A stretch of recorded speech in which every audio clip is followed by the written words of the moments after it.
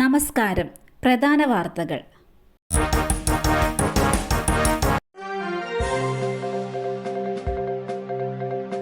Karur rally ദുരന്തം, മരണം 40. Tamilaga Vettri Kazhagam president വിജയുടെ റാലിയിൽ തിക്കിലും തിരക്കിലും പെട്ട് മരിച്ചവരുടെ എണ്ണം 40. ഇന്നലെ ആശുപത്രിയിലെത്തി പ്രാഥമിക ചികിത്സ തേടിയ കരൂർ സ്വദേശിയായ കവിനാണ് അല്പസമയം മുമ്പ് മരിച്ചത്. ഇയാൾ ഇന്നലെ പ്രാഥമിക ചികിത്സയ്ക്ക് ശേഷം ഡിസ്ചാർജ് വാങ്ങിപ്പോയിരുന്നു. ശേഷം വീട്ടിലെത്തിയപ്പോൾ നെഞ്ചുവേദന അനുഭവപ്പെടുകയായിരുന്നു.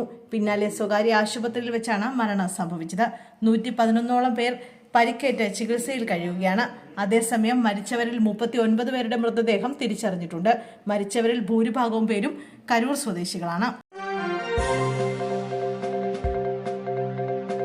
ശബരിമലയിൽ കാണാതായ ദ്വാരപാലക പീഠം കണ്ടെത്തി.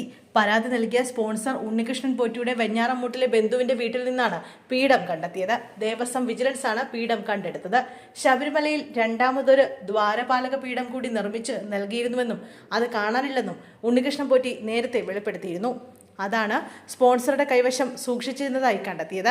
സ്പോൺസറുടെ വെളിപ്പെടുത്തലിനെ തുടർന്ന് തിരുവിതാംകൂർ ദേവസ്വം ബോർഡിന്റെ സ്ട്രോങ് റൂമിലടക്കം പരിശോധന നടത്തിയിരുന്നു. പീഠം കാണാതായി എന്ന വാർത്ത പുറത്തുവന്ന സമയത്ത് ദ്വാരപാലക ശില്പത്തിന്റെ ജോലി ഏൽപ്പിച്ചിരുന്ന ജോലിക്കാരന്റെ വീട്ടിൽ ഈ പീഠം ഉണ്ടായിരുന്നുവെന്നാണ് സൂചന. വാർത്ത വന്നതിന് പിന്നാലെ ഇദ്ദേഹം പീഠം ഉണ്ണികൃഷ്ണൻ പോറ്റിയുടെ വീട്ടിൽ തിരികെ കൊണ്ടുവന്ന് വെക്കുകയായിരുന്നുവെന്നാണ് റിപ്പോർട്ട്. ഇന്നലെ ജോലിക്കാരനെ ദേവസ്വം വിജിലൻസ് ചോദ്യം ചെയ്തപ്പോഴാണ് ഉണ്ണികൃഷ്ണൻ പോറ്റിയുടെ വീട്ടിൽ തിരികെ ഏൽപ്പിച്ചിരുന്നതായി അറിയിച്ചത്.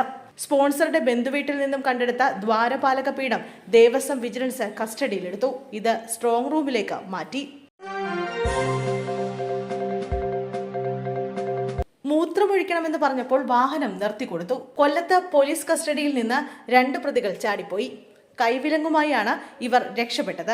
തിരുവനന്തപുരം പാലോട് പോലീസ് മോഷണ കേസിൽ കസ്റ്റഡിയിലെടുത്ത സെയ്തലവി, അയൂബ് ഖാൻ എന്നിവരാണ് ചാടിപ്പോയത്.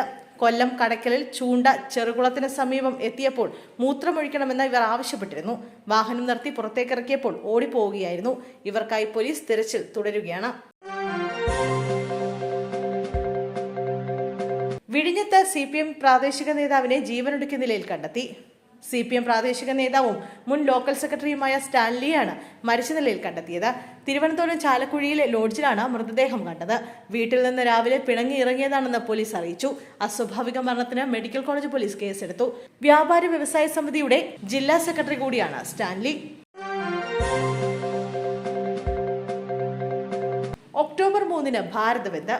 വഖഫ് ഭേദഗതി നിയമത്തിനെതിരെ ഭാരത് ബന്ദിന് ആഹ്വാനം ചെയ്ത് അഖിലേന്ത്യാ മുസ്ലിം വ്യക്തി നിയമ ബോർഡ് ഒക്ടോബർ 3 രാജ്യവ്യാപകമായി ബന്ദ് നടത്തുമെന്നാണ് മുസ്ലിം വ്യക്തി നിയമ ബോർഡ് പ്രഖ്യാപിച്ചിരിക്കുന്നത്. രാവിലെ 8 മുതൽ ഉച്ചയ്ക്ക് 2 മണി വരെയാണ് ബന്ദ്. ആശുപത്രികളും അനുബന്ധ സ്ഥാപനങ്ങളും ഒഴികെയുള്ള കടകൾ, ഓഫീസുകൾ, വ്യാപാര സ്ഥാപനങ്ങൾ എന്നിവ രാവിലെ 8 മണി മുതൽ ഉച്ചയ്ക്ക് 2 മണി വരെ അടച്ചിടണമെന്ന് ബോർഡ് ഭാരവാഹികളുടെ സേവ് വഖഫ് സേവ് കോൺസ്റ്റിറ്റ്യൂഷൻ കമ്മിറ്റി ആവശ്യപ്പെട്ടു.